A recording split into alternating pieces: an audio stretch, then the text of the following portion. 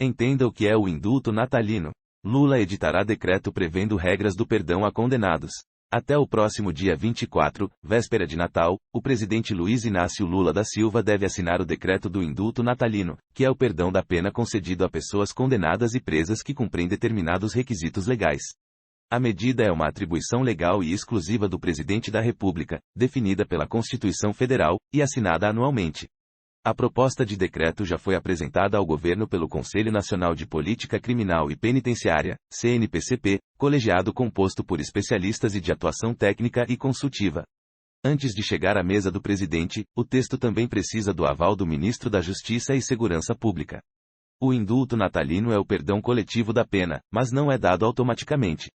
Após a edição do decreto, quem se encaixa nas regras definidas ingressa na Justiça para ter o benefício efetivamente concedido. É diferente do indulto individual, a chamada graça, que é o perdão da pena que o presidente pode conceder especificamente em favor de uma pessoa condenada.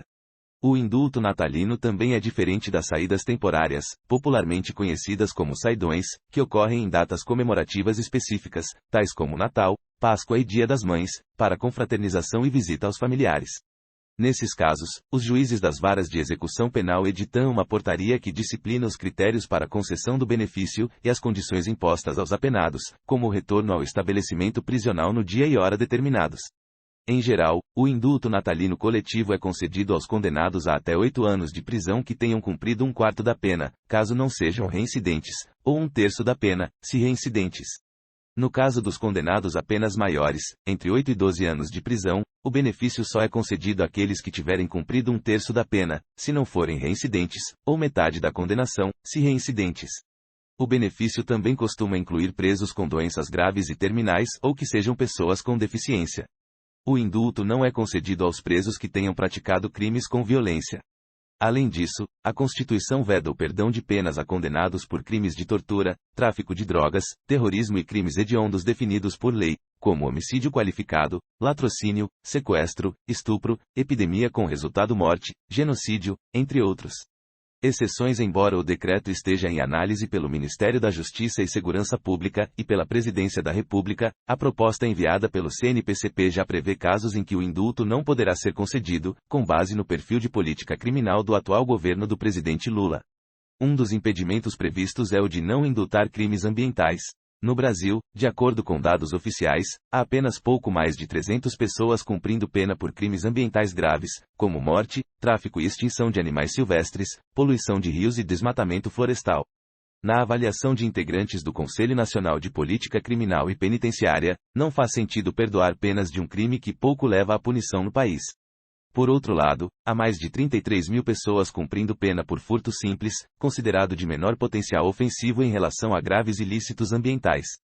Da mesma forma, a proposta de indulto apresentada ao governo exclui condenados por crimes contra o Estado Democrático de Direito, que abrange os envolvidos nos ataques do dia 8 de janeiro contra as sedes dos 3 poderes, por exemplo. O indulto também não deverá ser concedido a condenados por crimes de violência contra a mulher, incluindo violência política e psicológica. Essas exceções precisam ser validadas pelo presidente no decreto a ser editado. Polêmicas recentes. A prerrogativa do indulto penal é amplamente reconhecida e legitimada em todo o mundo. Nos Estados Unidos, por exemplo, há uma forte tradição de indultos individuais concedidos de forma discricionária pelo presidente da República. No Brasil, embora o indulto individual seja uma prerrogativa permitida ao presidente, é incomum que graça seja utilizada. A última vez que ela foi concedida foi em 2022, quando o então presidente Jair Bolsonaro suspendeu, por meio de indulto, a pena do ex-deputado federal Daniel Silveira, PTB Rio de Janeiro, condenado pelo Supremo Tribunal Federal, STF, a 8 anos e 9 meses de prisão pelos crimes de tentativa de impedir o livre exercício dos poderes e coação no curso do processo. Apesar disso, o STF reverteu a graça concedida após entender que houve desvio de finalidade por parte do presidente da República. No caso do indulto coletivo, normalmente concedido no Natal, ele costuma ocorrer anualmente. Houve questionamentos em anos recentes, quando da concessão do indulto natalino pelo então presidente Michel Temer, em 2017, que beneficiou condenados por corrupção, e pelo presidente Jair Bolsonaro, em 2022, por ter concedido o perdão de pena a policiais militares envolvidos no massacre do Carandiru, em 1992. O crime resultou na morte de 111 detentos do então complexo penitenciário da Zona Norte da capital paulista, posteriormente demolido.